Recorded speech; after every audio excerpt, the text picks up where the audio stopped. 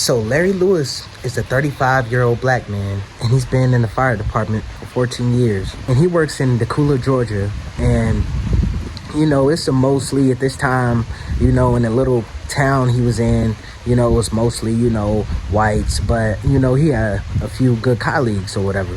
They end up stationing him, about, 2 towns over. He grabs his gear, put it in his bag. Then he heads, right to work. He gets to work and he goes in, puts on his, fireman gear, and he goes inside the locker room, and he got this cool dude named Dave, white guy with a, mustache. What's up, Larry? Me and my wife ate those ribs last night, man, and they were really good. I mean, you still got them ribs, that you say you're gonna give me, that your wife made? And he's like, yeah, man, here you go, man. He gives him, some of his wife's good food or whatever. So he ends up getting inside, getting settled in, and they end up getting a call of a fire at this townhome.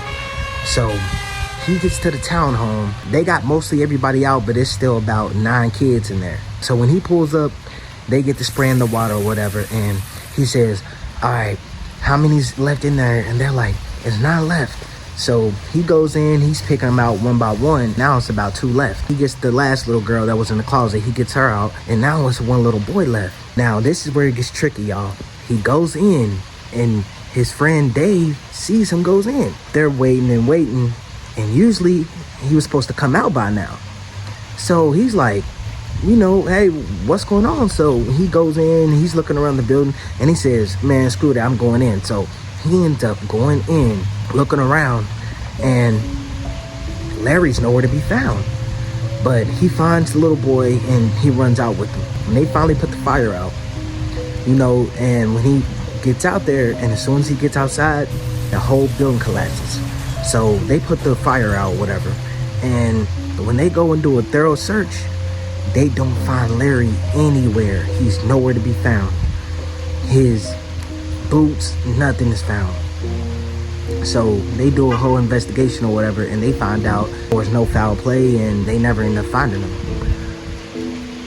Dave, he said that he went back and searched through there before they cleaned it up. He said he was there when they cleaned it up, and he looked thoroughly 5 hours straight, even after they cleaned it up, and he didn't find anything.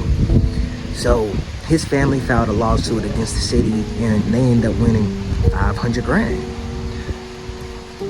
What do y'all think happened to Larry? Do y'all think that he just disappeared in the thin air, or do you think something else happened? Like, comment, subscribe.